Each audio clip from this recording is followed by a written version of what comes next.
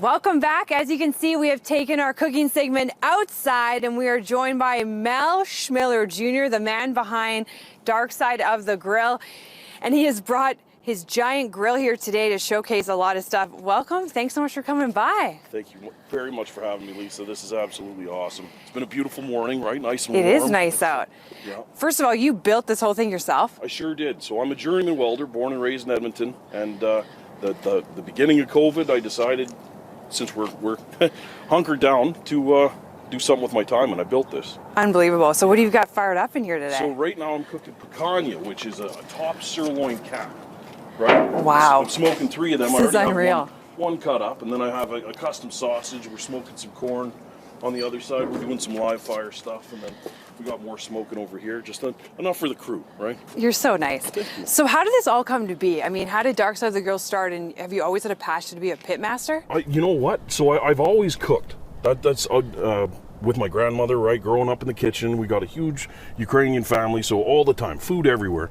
And working in the trades all the time, the safety lunches and stuff like that was a good chance for me to get out of the weld bay and outside doing this. Right. So immediately I took to cooking the safety lunches and stuff, and then barbecue, because Alberta beef, Yes. you can't help it. It's a The second best. nature. So yeah, and here we are now. And now, because of the internet, I'm an influencer on the internet, or whatever, internet You're a very chef. entertaining influencer, by the way. Like, you have a huge following. Thank you very much. What do you think it is that people just love about your grilling? Like, how did you just grow such a big following, especially with the pandemic? I don't know. I keep it real. I do everything the exact way you see it, and I try and show people, as complicated as a cook it could be, anyone can do it. If I can do it, you can do it. That's making a beef Wellington in my backyard on the charcoal. Unbelievable. And it's, yeah, so. So what goes into, I mean, you're using this huge grill. So what do you find is like your go-to when you're grilling stuff, and what's one of the craziest things you've ever grilled? Well, I love,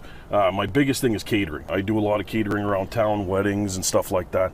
The classic, like, Texas style, but now it's more of an Alberta, Canadian style. Brisket, pulled pork, quarter chicken, stuff like that. Making just a big barbecue platter for people to sit down and eat. It's my favorite. But the wildest thing I've ever cooked was on the Gulf of Mexico. I cooked a whole alligator over the live fire, Brazilian style. Hanging pineapples, Gulf of Mexico right behind you. Incredible. Alligator, it was wild. What's in here? So this is another picanha that we're cutting up. Oh, wow. Right, so the trick with these is you want to get the fat cap. You leave the fat cap on it. And you want to get the fat cap to roll over the flames to caramelize. So this is the magic of this guy. What is your favorite type of meat to cook, and I guess the style of it? Like, you know, sauces and... I absolutely love, so picanha is my favorite. That's why I brought it out. This is the top sirloin cap. It's absolutely, you could almost cut it with a fork when it's done properly. And it's, if the ribeye was king, this would be the queen of steaks, right? It's an undersung cut, and it's very, very good. It's more of an Argentinian, Brazilian style, and it's going to be really popular up here. What do you tell people? I know that you were just, you put on shows, essentially. You're in competitions around North America. So what is kind of your forte in grilling? It's all over the map now. I try and tell people, I don't care what you cook on. You could be cooking on a shopping cart, laying on its side. I don't care. The important part is that you're getting out there and you're feeding your family. And you're learning how to cook as best you can. Everyone around you is getting a better experience because of it. And that's, get out there and cook whenever possible. And don't let the winter stop you, because we got a lot of winter up here. So don't be shy. Get out there and grill whenever you can. And it's getting colder, so that's a good attitude for it. You have a lot of people that just call you up and want to grill with you. All the time. Are there any unique people that stand out that you were surprised to hear from? I had half the Edmonton elks in my backyard. We were doing a whole lamb back there. Oh my goodness. And yeah, making beer tacos out of lamb. It's wild, the people I've met. And I was honored to cook with Rob Reinhart from Prairie Smoke and Spice. On his barbecue team, we went down to the American Royal, which is the Super Bowl of barbecue. We walked the stage 14th overall in the world. Wow. So to be from Edmonton, Alberta, and set on the world stage with pit masters, it's been an absolute blessing. I love that you're putting us on the map. Before we go to break, can you show us again what's in here 100%. And tell us about the barbecue sauces that you make? Yes, so we're doing all kinds of barbecue sauces. We got a custom hot sauce with Heartbeat hot sauce out of Thunder Bay, Ontario. small craft. I try and keep everything as local as I can. Okay. Absolutely love, you know, local Canada whenever possible. Yeah. And so what is this again? That is obviously sausage. Yeah, so this is a custom Alberta hot link is what we call it. Like the play on the Texas hot link, and then we got another Picanha smoking, so this one's gonna have real good smoke, and then this is a beer corn. I smoke corn, or I soak corn in beer. What? And then smoke it before I serve it. It's amazing. Oh my goodness. This is unbelievable. How long did it take you to build this bad boy? It took some time.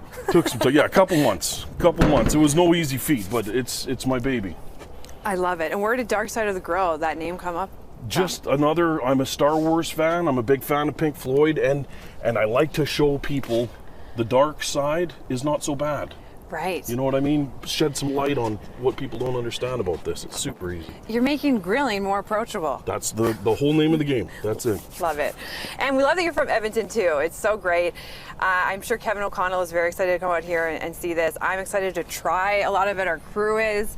So we've got lots more with Mel and the Dark Side of the Grill coming up later in the show. And we are back outside with Darkside of the Grill. And we've moved to the other side of the machine now. And Mel, you got a live fire going over here, so what's happening? This is it. I absolutely love any chance I get to cook over the open fire when you're out ice fishing, whatever. This is like a Brazilian, Argentinian style cast iron. We got mushrooms and onions. We got some wonderful fireball pineapple grilled off with maple syrup. It's fantastic. Roasted vegetables, and then we're trying out some octopus. I love octopus. I'm a little surprised we don't have the neighbors in the neighborhood lining up around here, because it smells pretty good out here. Well, so this is a live fire you're cooking on right now. Yeah. Is there anything you can't grill? No. No? You can literally cook anything. The last time I was in Texas, we cooked a whole steer over the live fire. Really? Yeah, a whole cow spread open over the live fire, just dug a hole in the ground and away you went. It's amazing. And do you find some things are better over real wood? Well, you cook everything on real wood. I do. Yeah, I try and stick to oak, maple, and anything like that, charcoal, solid fuels. So, and how long does it take to heat this whole thing up to cook? So the interesting thing with this is, being up in Canada, you got to break a sweat first, right? Yeah. You got to knock the frost off it before you can even start cooking. So it's a bit different. Brush the snow off of it next week. Exactly. It's a bit of a learning curve, right? We were dealing with different weather every single day, right? As you know. So it's yeah, but it's totally doable, right? And as soon as you break the frost, you're ready to go. It holds the temperature pretty well.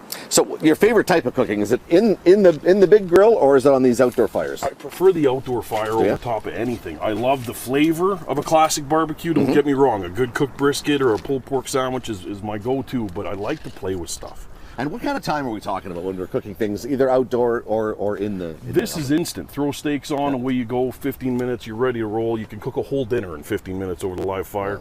When you're smoking, you're talking about 12, 14 hours sometimes for cooking a piece of meat. So if somebody hires you out, do they make up their own menu, or do you give suggestions and say, this works really good or this doesn't? Or usually they've already followed along and they know roughly my style of cooking, but I try to offer a classic barbecue platter to start off with, and then they can pick and choose from there whatever they want. Okay, Thursday. Yep. We're looking at a minus 18 day. Yeah. During the day for a high. Yep. Will you still be out doing this? 100%. Yeah. 100%. So this is half of what I do is online.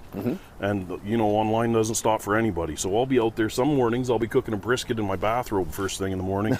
The Americans go absolutely nuts over it. They love it. They're like, look at this crazy Canadian. But it's you adapt to it, right? You get used to the weather. You're out there in your flip-flops. You're only out there for a minute. So it's go out there, flip your stuff, make sure everything's going, and away you go. And what's the longest you have to cook something? I heard you talk about cooking a whole alligator. You talked about cooking a whole steer in Texas. Yeah, that was a 28-hour cook. 28 hours. 28 hours. That was the longest cook we've been on so far.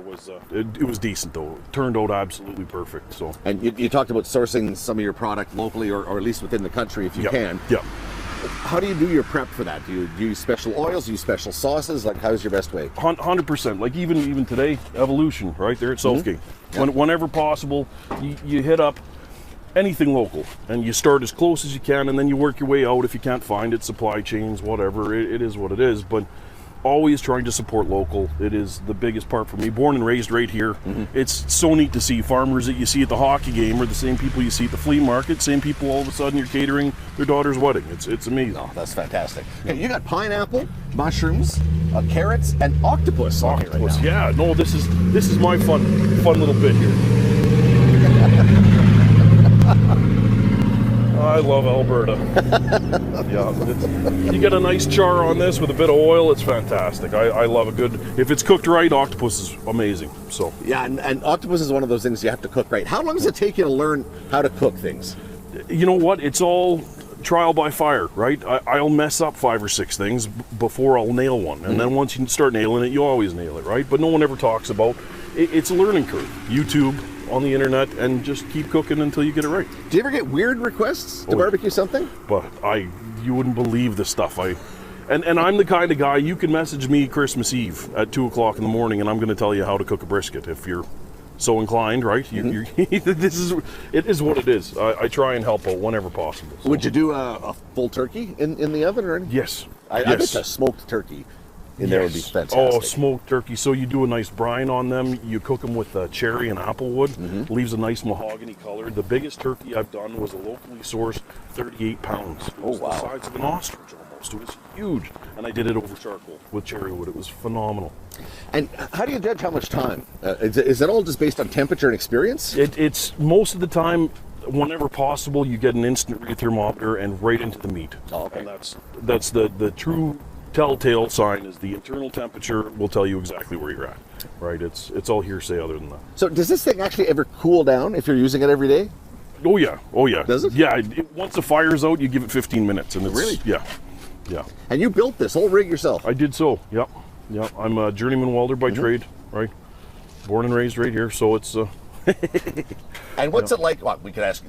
We deal with it sometimes too. But what's it like being recognized after your Insta channels? The first couple times it was really weird, but I'm starting to like it now. It's pretty neat. My little girls, they love it.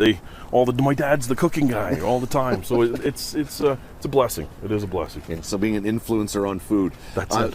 Do you collaborate with other stores? Do you do the big things for business? A big thing this year, coming up in 2023, I'm going to be doing tons of collaborations with local chefs, doing a lot of like live fire installments and stuff out in farms. Same deal, all local ingredients coming together and huge collaborations with a ton of people, ton of local companies. It's going to be a very exciting 2023. And any more competitions coming up for you this year? 100%. I was invited to Australia for the first time, so I'm going to be doing meat stock in Australia, Melbourne. Super pumped for that, and then down in the States, I'm leaving for Texas on the 8th again. So. And you take this rig with you wherever you go? I haven't taken her to the States yet. I would like to. I'd like to show them her real bad, but usually everywhere I show up, there's a grill waiting for me. So it's all supplied for you. Yeah. Okay, so you've been here a couple hours now. You started cooking things. How long will it take everything to finish? The stuff on here is looking like it's getting pretty close. Yeah. What about the stuff in the oven? We're ready to go. I'd say you guys be eating by 9:15. 9:15? Yep. Wow, that should take us to about a commercial break. That's about perfect timing. I don't know the way through the rest of the show because I don't think the crew will be in the controller anymore. I think they'll be down here. Okay, there you go. Lisa and I'll be our own in the studio trying to get things done. Right on. Thanks so much for joining us this morning. Fantastic. You've made the neighborhood smell fantastic. Awesome. Thank you very much for having me, guys. Thanks for stopping by. That's absolutely fabulous.